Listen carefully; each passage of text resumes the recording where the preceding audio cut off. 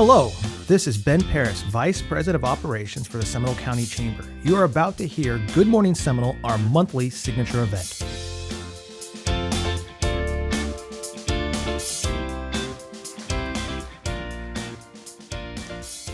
Good morning, everyone, and welcome once again. Maritza Martinez Guerrero with the University of Central Florida.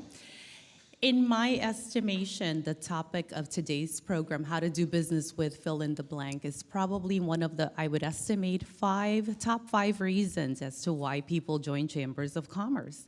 You want to learn how to do business with, in this case, some very familiar brands here in Seminole County. Without delay, please help me welcome our panelists. Greg Long, Director of Purchasing for Seminole State College. Greg, welcome. Please have your seat. Erik Ducharme, Director of Sales for Topgolf in Lake Mary. And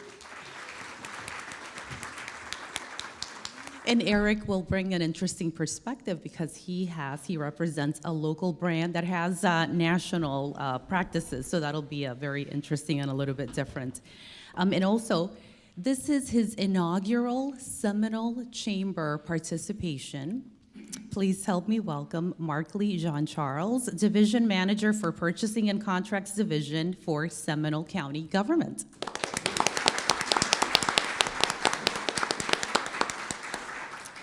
So I understand Markley has been in the role for about 1.5 years, and this is the first time he's had Seminole Chamber exposure. So let's make it a memorable one.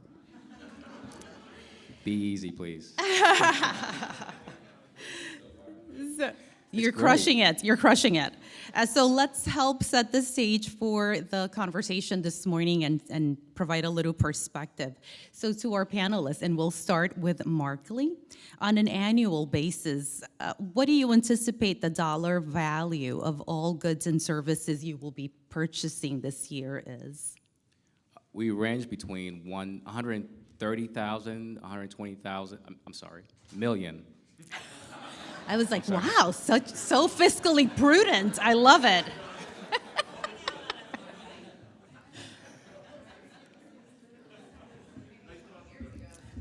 Yeah, so 130 million, 120 million most years. Erik? Not as much as those folks. No.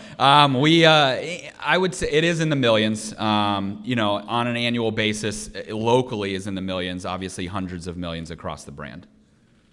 Right. And for myself, about 26 million last year. Right now, half our money comes from the state, half our money comes from tuition. So the good governor has said no tuition hikes. So therefore, we're sitting about that for next year. Thank you. And what do you think, Greg, is the one contract, the one need, or the one large project that this audience should particularly pay attention to that's coming up in this next year for you? We've got some landscaping services that are going to come up within the next couple of months, and just be on the lookout for anything. If you go to our website, you'll see that there's things that happen just happen, and I can't predict some of the things that we buy. It just depends on also, like, this past year has been with COVID and all of that relief, if you will. We've got money for that, but we're spending money not like drunken sailors, but we're actually out there trying to be as fiscally responsible for what we have. And but if you look for that, if you're in that industry, but please, my number is on the website, as well as I've got an open door policy. If anybody wants to come and talk to me, I'm more than happy to do that. Wonderful. Erik? This question's a bit challenging, right? Because we are in a lot different position than my other two panelists. Being a new venue, a lot of our projects and or needs are covered under warranty right now. So a lot of those services or projects that come up, we are blessed to not have to pay for those at this point, right? But I think we look 2-3 years down the road. With any new building, there's always challenges, especially in the state of Florida, right? So you talk about multiple hurricane seasons, so repairs related to that, landscaping. But from a project standpoint, and what I deal with on a day-to-day basis is just utilizing our local vendors for events, right? Just like the one we talked about this morning, we're certainly going to need local vendors to assist with that. So that's particularly, kind of my realm and what I deal with, and that is a constant need on a daily basis with us. And Margaret? So we have a number of projects. Without being specific, our IT department is very busy. So we have a lot of software requirements, cybersecurity, also a lot of transportation, road projects, construction projects, and your regular repairs and maintenance. So it goes from just varies. There's many different things always coming up in our county, where we've been especially busy within the last year or so with COVID. A lot of federal dollars have been coming in, so our departments are wanting to spend those funds because there's an expiration date on them. And so, like I said, IS is big, cybersecurity, construction, engineering type projects. This podcast is sponsored and produced by AVL Essentials, your essential audio-visual production company. From podcasting to live event production, we have you covered. Please visit avlessentials.com to learn more about us. Okay, gentlemen, and now to the task at hand. Can you share with our audience in 2 to 3 minutes, what do you think is the very best way in which they can engage with your organizations for purposes of doing business? Is there a website? What materials should they have ready to go? Is there a capability statement? What are your thoughts around that? And we'll start with Markley since we... Yeah, sure. So the easiest thing to do is go into our website and register your company. The people that you would want to have conversations with is going to be our departments. So engage with department directors, division managers. We're a friendly group. I love working for the county, and I believe we're a business-friendly, welcoming county. And so you'll have no issues speaking with someone, and they'll be happy to speak with you to discuss future opportunities. But yeah, so the easiest way is to go ahead and register, and you'll have access to vendor link is where we put all our solicitations, all our requirements. We compete most things we do, but we also go out for a specific source that if it requires. And also, yeah, you can call me if you have any questions anytime. And my phone number is on the website as well. Wonderful. Erik, and in your case, your brand has a local presence, but national procurement implications. What can you tell us about that? Persistence. No. No. It is challenging, right? So kind of framing this question, a year and a half ago, we were a privately owned company. We got to make decisions at the local level for our venues, right? In March of 2021, we were acquired by Callaway. So now we are a publicly traded company, and that changes everything, right? If you work for a publicly traded company, every decision you make can be audited, and your stock price is going to be determined by those decisions, right? So ultimately, I think from a local level, I am the one who influences those decisions. And I always like to say, I'm in sales, so I tell my team all the time, like, you can't play the lottery unless you buy a ticket, right? So for these local businesses, you can't do business with Topgolf if you don't show up, right? So showing up is number one. From a national level, it really is about relationships and honestly persistence. It really is. So, we are mandated to utilize national companies, Coca-Cola, Cisco for food, Ed Don for hospitality equipment, things like that. However, there are times, especially since COVID, that supply chain issues have occurred, and we've had to use local businesses for the chicken wing shortage. I was calling 4 or 5 restaurants last year to borrow chicken wings. Like, as crazy as that sounds. Are chicken wings and toilet paper? I mean, I don't know. Yeah, we'd give them back eventually. Yeah. And yes, it sounds crazy, but how upset would you get if you came to Topgolf and you couldn't get the lemon pepper chicken wings? I would be angry. So it really is about persistence. It's about timing. It's about being in the room where it happens, but at the same time, right, sometimes it's about luck as well for national contracts. And, 75 venues, what need, a need that Lake Mary has, maybe all 75 venues don't need right now, but no right now doesn't mean no forever. Wonderful. Thank you. Greg? All right. Let's start off with a capability statement. Come see me, drop that in my hands, and then and if you don't follow up, guess what? I'm not doing business with you because I don't see you. The key is follow-up. The key is making sure that you see me. And you may get the same story over and over and over again of this is what we've got. But I promise you persistence is the key in making sure that you're known out there. We have two people in my purchasing office, me and a purchasing assistant. So we allow our departments to do a lot of the quoting and that comes to us, and we make sure that the quotes are proper.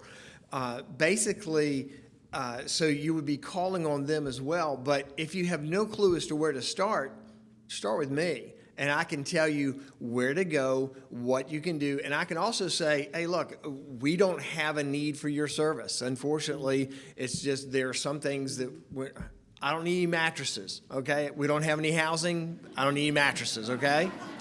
So, I'm sorry. But what you'll find is us in procurement, at least on the college level and the university level, we talk almost every day. And so if you needed a contact at Daytona State, I'd be more than happy to get you in touch with that person. If you're looking at going, hey, look, we've got this bid going on, and we'll talk about this later as to one of my tips. There's a lot of information that can be gleaned out of a discussion. So just remember, it's what you're doing. If you're going out trying to earn business, it's going to take you some time, but be persistent. Okay? Thank you. And don't sell mattresses to Yeah, exactly. Give me what I need.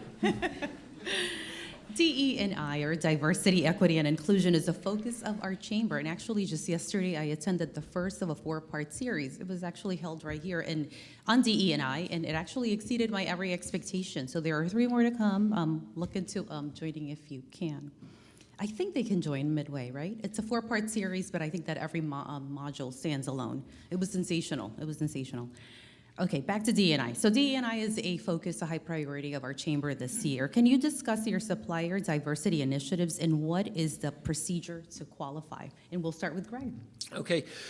We do not have a procedure to qualify, only that you've been qualified. We'll accept any certification out there as a minority vendor. What I would suggest to you, I will put a plug in for the Hispanic Chamber of Commerce, the Supplier Diversity Council. They actually have a scholarship. So if you're a minority and you want to get certified, you actually can come to us and give an application in, and we'll refund the cost of getting that certification to you. So that is a beautiful thing. I serve for Seminole State on that, as well as the African American Chamber of Commerce. I do this for them as well. That's some of our outreach. But what I found is that don't expect just because you're in a minority that you're going to get business because of it. We're going to make it an equal playing field for everybody, and we want you to compete. But I want to let you know, it's not that I want to make sure that you have the best information that you can get out there and be certified to get that. City of Orlando has a great certification process. I don't know if Seminole County has a certification process at this point in time, but it's not an easy task. And so those that have done it and have the resource to do it, we're great. And as an aside, at the college, our longtime VP of D&I left the college. She decided to retire. Go figure. And so we're in the midst of hiring a person in that realm as well. Wonderful. Erik? So very similar. There's no process to qualify. However, these efforts are at the forefront, right? I think in every business in 2022, but especially for our brand and what we stand for. I mean, Topgolf, our mission statement is to connect people in meaningful ways, right? And that is all people. And I think to highlight this on a local level, we actually had a need for some DEI efforts with one of the events that we're hosting in March. And we approached our landscaping company with this need. And they took it and ran with it and did probably far beyond what we could have done by ourselves. So Baker Landscaping and their mission was to further ours. And we showed up at the venue one day, and they were planting trees on our property. So if you haven't visited Topgolf in a couple months, we actually have 49 trees that were planted along the lining of our net. And that was in commemoration of the One Pulse Foundation and the 49 lives that were lost that evening. And those efforts were all donated by them and allowed us to engage in a great conversation with our associates, but also our entire brand. And that has really spawned some amazing conversation around some things that are going to happen surrounding that event, but also it allowed our associates to feel accepted. And I think acceptance in this day and age isn't enough. I think inclusion is what we're going for. So while we still have work to do, we are furthering those efforts every single day. And recalling a little bit on a nugget that I walked away with yesterday, it's diversity, inclusion, diversity, and belonging. That's the third one, belonging. And Markley, your thoughts? Sure. So currently the county does not have a minority business program, but we do encourage everyone, minority businesses, to enter into our procurement process and compete. I personally have had discussions with my staff, looking at whether it's something that is feasible, where the leadership would support. So it is something that I'm looking at and trying to see how we can incorporate something. In the meantime, I encourage any business entity that is a minority-owned business, if there are any roadblocks, any problems they're having access into our process, they can contact me, reach out to me directly, and my staff will do all we can to make sure that you have the resources that you can compete. On the other hand, the county has a grants department, and if it's federal funding, the federal regulations has minority requirements. So you can also, if there's a service that the grant department is looking for, that's probably where if a minority entity wants to participate and reach out to get to qualify for those type of requirements. Thank you, Markley. And staying with you, word on the street is that you can just talk to your commissioner and get business from the county. That's word on the street. I don't know. Isn't there actually a period during which only one person can be communicated with when there is an RFP that's active? What are your thoughts on that? Well, if that's the word on the street, I will not confirm or deny.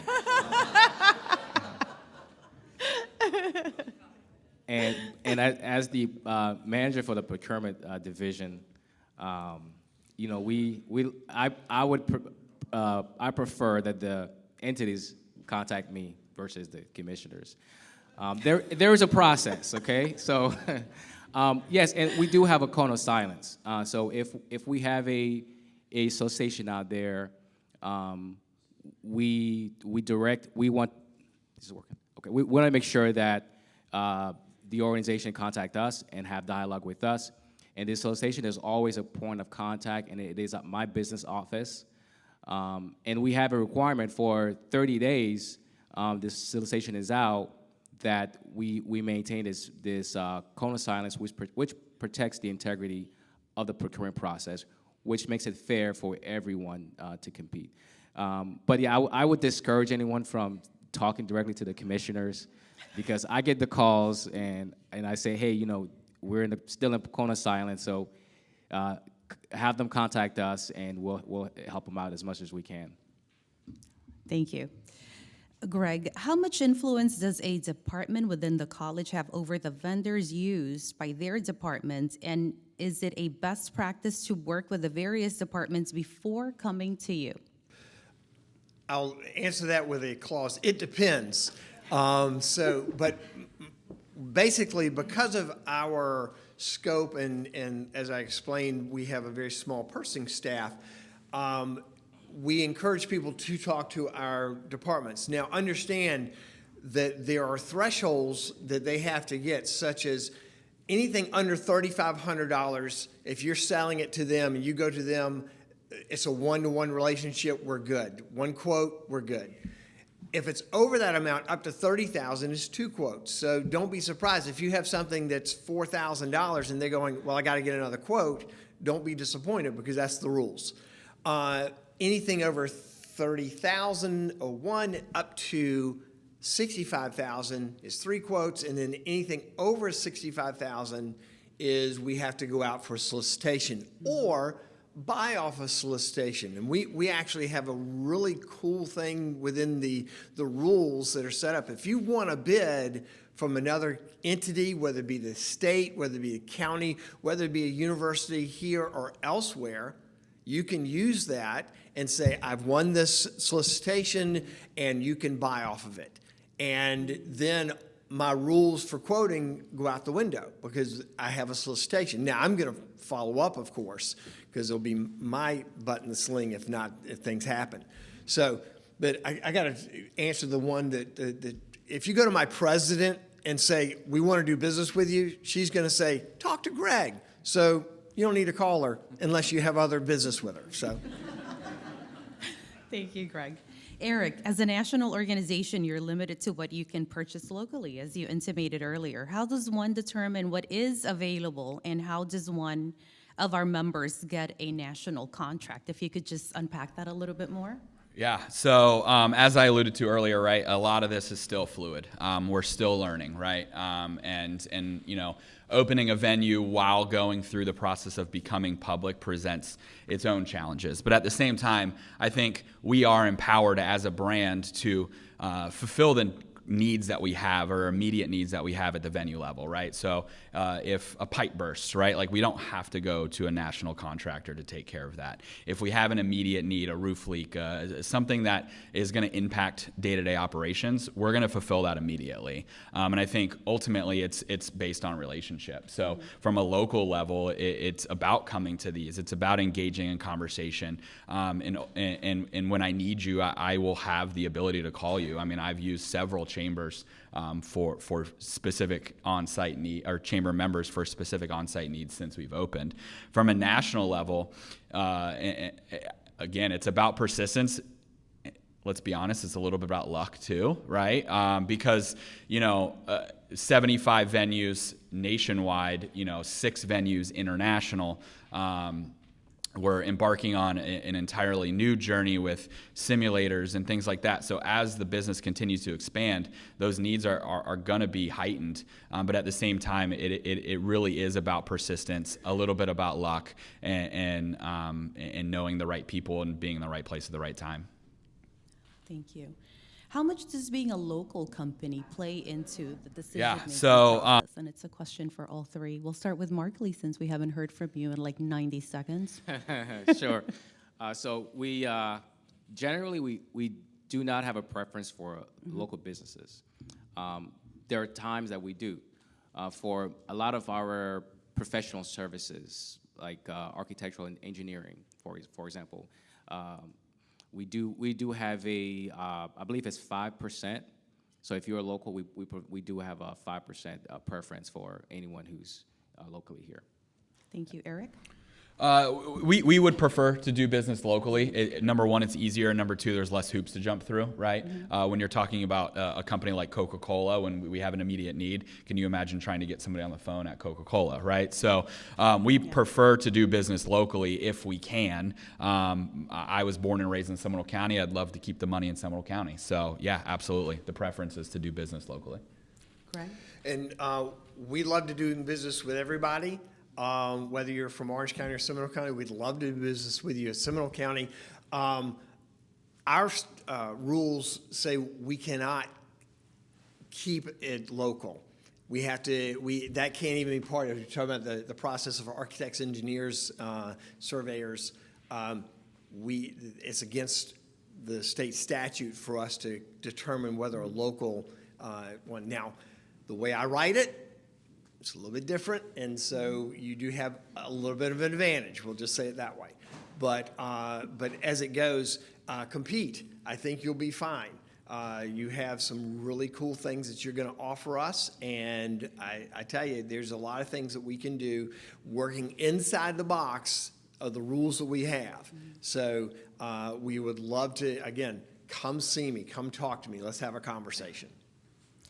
Thank you. Is there any immediate need you have that maybe someone in the audience can satisfy? If not, are there a few things you will be looking for over the next 3 to 6 months? We'll start with Greg. Well, I said landscaping services is one of the things, and lawn maintenance, that's one of the big ones. We've looking at all kinds of PPE as we. Who knows what the next variant's coming? So, as it goes, as a decision-making process, we're not quite like the school system in terms of, okay, kids are going to come to school. We have a little bit of a unique scenario where we have it in semesters. So, and semesters have a finite number of classrooms and not classrooms. And so we have to determine what that is. So some of it, masks have been a major thing for me at the last 2 weeks or so. If y'all find N95 masks, come see me. I may have a need, but also just different things that happen along the way. But again, let's have our conversation and let's see what you have to offer. I talked to a young lady that has an interpreting business, and we may be able to do some business that way. So I mean, it just you never know. So come talk to me. Erik?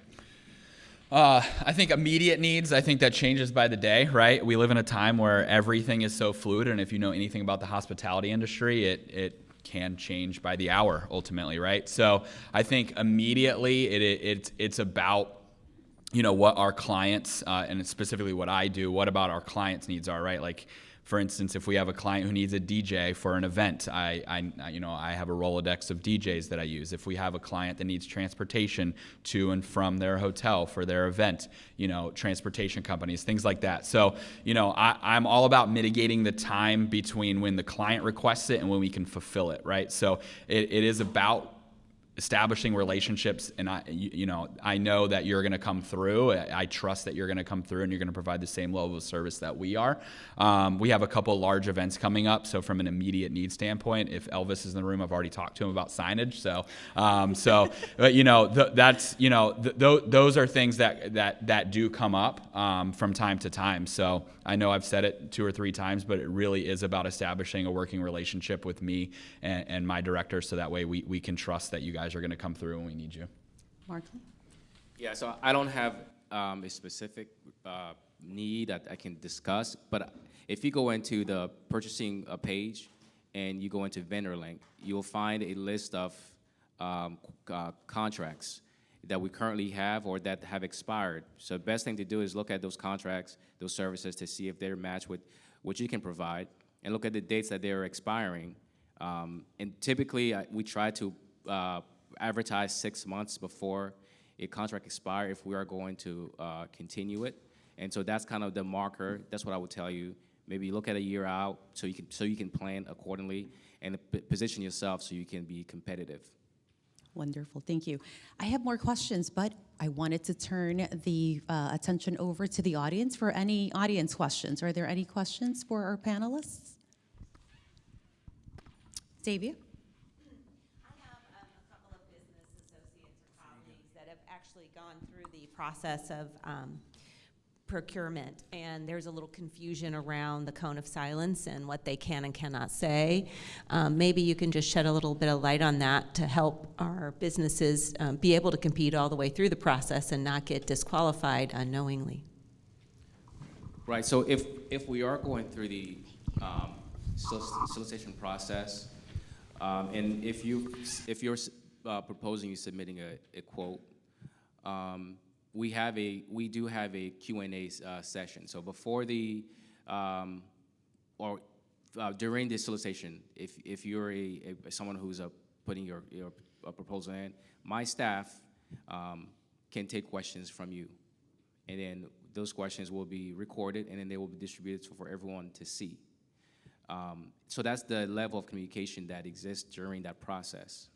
Once the solicitation closes, once the bids closes, then there is 30 days where the cone of silence starts until, or a recommendation for award has been issued. Then you can come back and have questions and discuss the solicitation. And you can see the documents all the other vendors have proposed. I'll answer that question as well. Read the document, and our document is different from theirs, although we run with the same rules apply as the cone of silence after the bid is let. There's actually a cone of silence once the bid is advertised. And if someone that goes to talk to someone other than me in the organization about the solicitation, they're subject to being able to being kicked out. So when in doubt, call me. When in doubt, read the documentation first, then call me and go, I got a question for you. And as you say, the question and answer period, that goes for a period of time, and it is basically advertised and such that once you read the document, you'll know. And but I can point you that way as well. Does that answer your question? Okay, good. Wonderful, and we have time for maybe one more question. Okay. Guys, we did great because I think everybody's got it covered, yes. So please help me thank our panelists this morning. Oh, Mark Lee has something to add. Please, go ahead. Yes, sorry. I wanted just to announce, this is the first time you guys get to hear this. Seminole County government is putting together a vendor fair. So inviting anyone who has more questions or want to talk to my staff, we'll all be there. And we'll provide you a specific list of contracts that we have out and that's going to expire. We'll answer all your questions. Right now, it's projected to be at the Civic Center from 9 to 12. Our media person will put the press release out. You'll hear about it on social media. Thank you, Mark Lee. And you crushed your inaugural participation with the Seminole Chamber. Erik, don't you get tired of being awesome? And Greg, thank you for representing higher ed with distinction. Thanks for listening. To learn more about the Seminole County Chamber, please visit seminolebusiness.org.